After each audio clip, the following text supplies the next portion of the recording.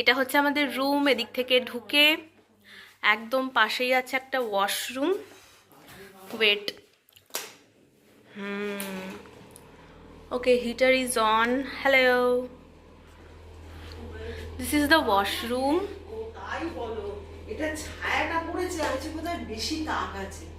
আর এদিক দিয়ে ঢুকে এই হচ্ছে 3টে বেড। এখানে আছে tea section, bottles, water bottle, and this is me. প্রচন্ড হাঁপিয়ে গেছি আজকে প্রত্যেকে। ডিনার করে এসে চা খাবে এখন। আর এখানে একটা ওয়ার্ড্রপ আছে এসেনশিয়াল জিনিস রাখার। কালকে আমাদের প্ল্যান আছে সকাল 6টা থেকে 10টা অবধি ব্রেকফাস্টের টাইম। তার মধ্যে ব্রেকফাস্ট করতে হবে আর আমাদের বেরোতে হবে আমাদের সাইট সিনের জন্য। আলেকজান্ড্রিয়া যাচ্ছি কাল 9টা না 8:30টার সময় বেরোবো। তো এখন আর কিছু করার নেই, এখন জাস্ট ফ্রেশ হব, ঘুমাবো, একটু বিশ্রাম নেব। ফোনগুলো চার্জে দিতে হবে।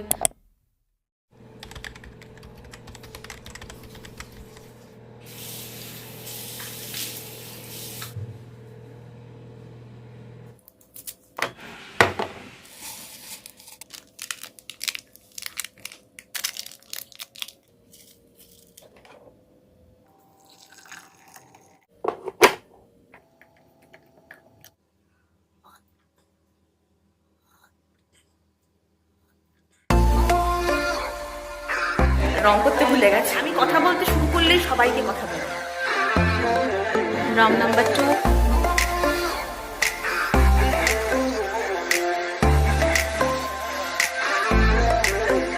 Thank you.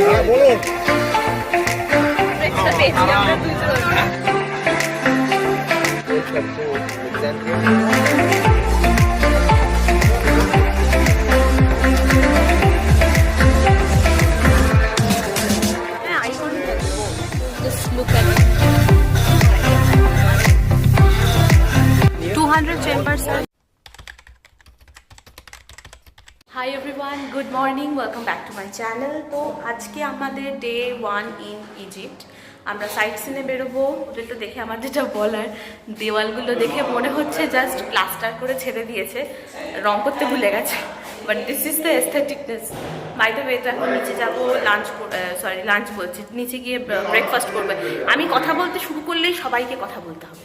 তো এখন নিচে যাচ্ছি। আজকে আমরা যাবো সাইট সিনে Alexandria. Very excited, so let's go. Okay, so এখন বাজে 7:16। এখন যাচ্ছি ব্রেকফাস্ট করতে। বাট ক্রিসমাসের ডেকোরেশনটা এত সুন্দর লাগছে, let me show you. Just look.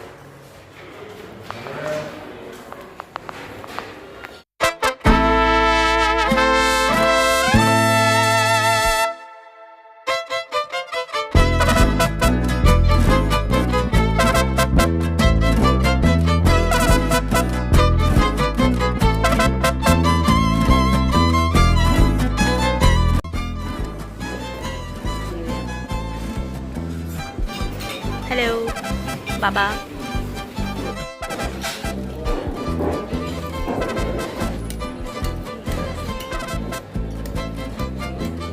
Round number 2, একটা ওয়াফল নিয়েছি আর কিছু ফ্রাই।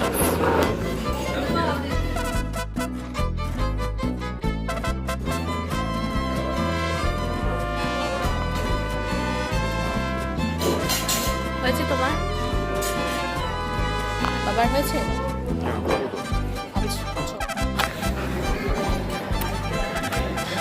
আর লিপস্টিক করতে হবে। ব্রেকফাস্ট হয়ে গেছে, বাট আমরা এত আগে চলে এসেছি যে এখন বসে থাকতে হবে।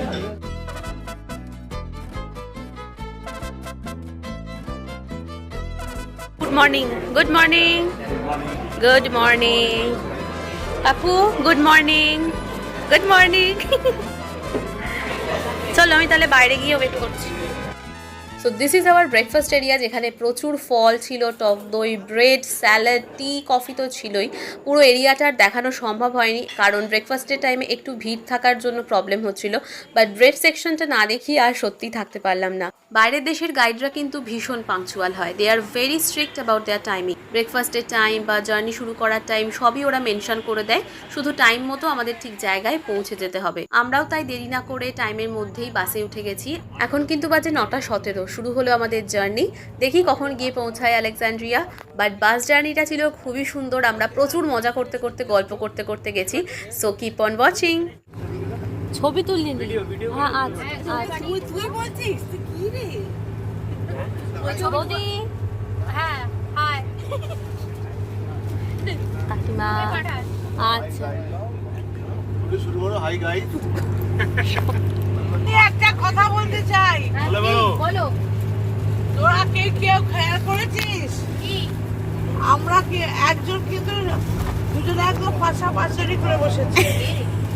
এই যে হাত তুলে দিয়েছে ও আচ্ছা নামে এসে বলেছি কাপড়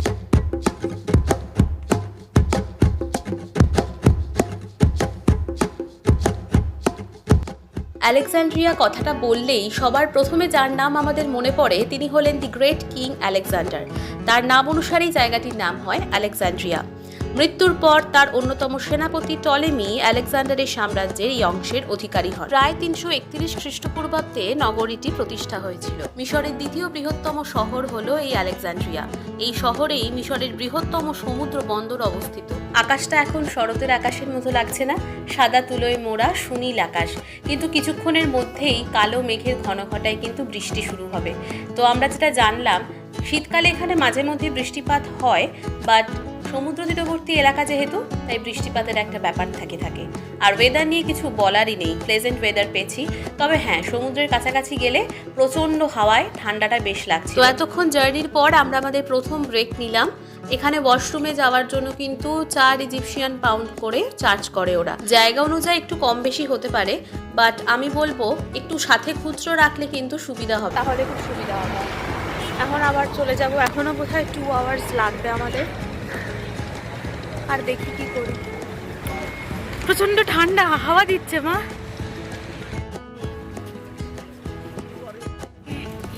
সবাই মিলে খাবো কি একসাথে বেড়াতে আসছি। এ তো নয়, না কি এটা? এটা কি বলো, এটা কি? গোলাপ ছেড়ি দিচ্ছে সবাইকে, খাওয়াচ্ছে নাকি? ও, what is this? sweet. I give you don't know. Okay. Thank you. Now what is this called? Sweet Egyptian. Sweet Egyptian. Sesame here. Sesame here. Yeah, okay. Okay. Let's try this.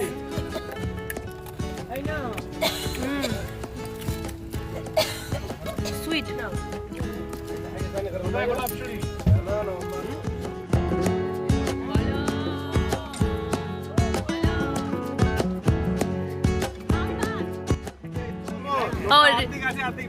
Oh, দাঁড়াও।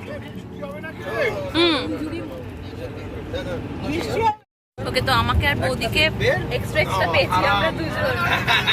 হ্যাঁ, দুজন extra পেয়েছি। Just with me water. If you need water, you need to.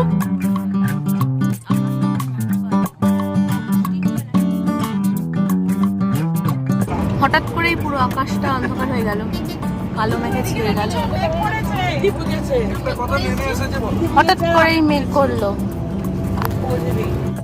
All the city closed from the Mediterranean Sea.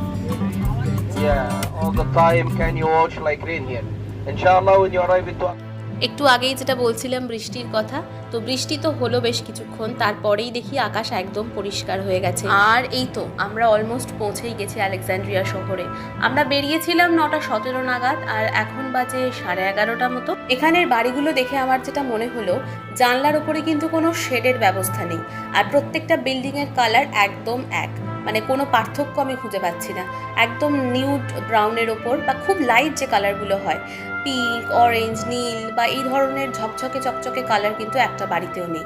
রাস্তা দিয়ে চলছে auto, যেটা আমাদের এখানেও চলে, ছোট হাতি, ইয়েলো ট্যাক্সিও দেখছি, আর প্রত্যেকটা গাড়ি খুবই ওল্ড একটা ভিন্টেজ ভাইব দিচ্ছে। আমরা যে রাস্তার ওপর দিয়ে যাচ্ছিলাম দেখেই বোঝা যাচ্ছে খুব পুরনো একটা মার্কেট প্লেস। এত পুরনো একটা জায়গার ওপর দিয়ে যাচ্ছি ভাবলেও অবাক লাগে।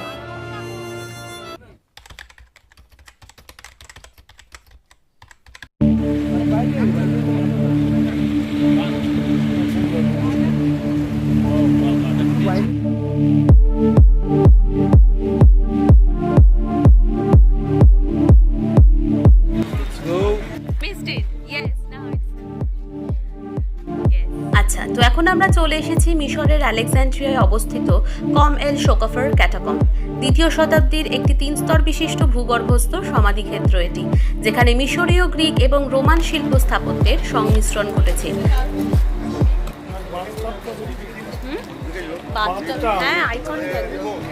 জায়গাটি কিন্তু খুব অদ্ভুতভাবে আবিষ্কৃত হয়েছে। 1900 সাল নাগাদ একটি গাধা 12 মিটার গভীর একটি খাদে পড়ে গেলে দুর্ঘটনাক্রমে জায়গাটি আবিষ্কৃত হয়। কম এল শোকাফা এর বাংলা অর্থ হলো ভাঙা টুকরোর স্তূপ। এমনকি মধ্যযুগে 7ম আশ্চর্যের মধ্যে অন্যতম একটি আশ্চর্য হলো এই জায়গা। প্রাথমিকভাবে এটি একটি ব্যক্তিগত সমাধি ছিল, কিন্তু পরবর্তীকালে একটি বিশাল সমাধি ক্ষেত্রে পরিণত হয় এবং খ্রিস্টীয় 4র্থ শতাব্দী পর্যন্তই এর ব্যবহার ছিল। And now, welcome to Alexandria, capital Egypt in the time of the Greek Empire. ওকে, এবার বলে দিই এন্ট্রি ফি। এখানে ফরেন অ্যাডাল্টসদের জন্য কিন্তু 200 ইজিপশিয়ান পাউন্ড লাগে, আর ফরেন স্টুডেন্টসদের জন্য 100 ইজিপশিয়ান পাউন্ড লাগে। প্রতিদিনই খোলা থাকে, বাট ওপেন হয় সকাল 8টার সময় আর বন্ধ হয়ে যায় এই জায়গাটি 4টে থেকে 5টার মধ্যে। টিকিট কিন্তু আমরা কোনো জায়গায় কাটিনি, কারণ যে এজেন্সির সাথে আমরা গেছি তারাই পুরোটা অ্যারেঞ্জ করেছে, আর ওখানকার যে ট্যুর গাইড আমাদের ঘুরিয়েছে টিকিটগুলো তারাই কেটেছে আমাদের পেমেন্ট করার পর। শিলাস্তর থেকে 35 মিটার গভীরে বিস্তৃত এই জায়গাটি। সাপের মতো পেঁচানো এই সিঁড়ি বেয়ে নিচে নামা এবং ওপরে ওঠা, আর পুরাণে এই সিঁড়ি বেয়েই কিন্তু মৃতদেহ নামানো হতো। এটি কিন্তু মিশরের বৃহত্তম রোমান সমাধিস্থল, যেখানে মিশরীয়, গ্রিক এবং রোমান সাংস্কৃতিক উপাদানের সংমিশ্রণ ঘটেছে।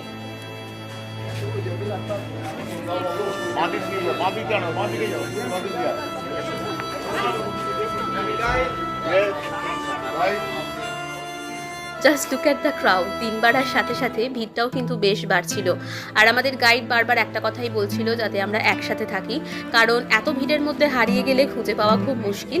তাই আমরা একসাথে লাইন দিয়েই যাচ্ছিলাম, আর চেষ্টা করছিলাম আমি জায়গাগুলোর ভিডিও বা ফটো তোলার জন্য, বাট এত ভিড়, একটা জায়গায় দাঁড়িয়ে যে ছবি তুলবো বা ভিডিও করব সেই সুযোগটুকু পাওয়া যাচ্ছিল না। বাট তার মধ্যে থেকেই যতটুকু পেরেছি আমি ক্যাপচার করে আপনাদের দেখানোর চেষ্টা করছি। এটাই হলো মূল সমাধিক্ষেত্রের প্রবেশদ্বার।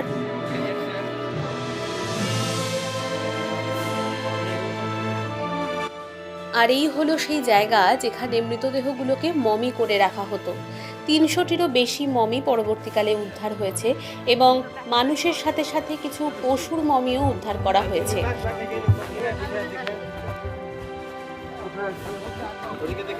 তো এখানে সব মমিদেরকে রাখা হতো।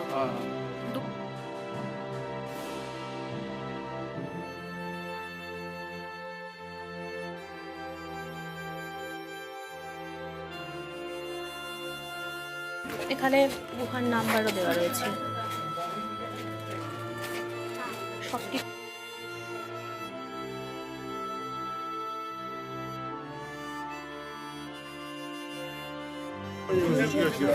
5000 বছর আগে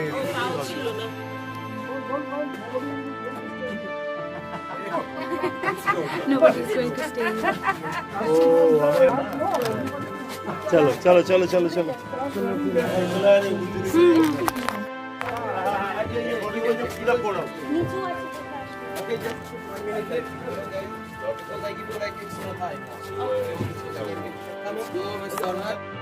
এটা হচ্ছে প্রথম যিনি গেছেন ওনার ফুটস্টেপ।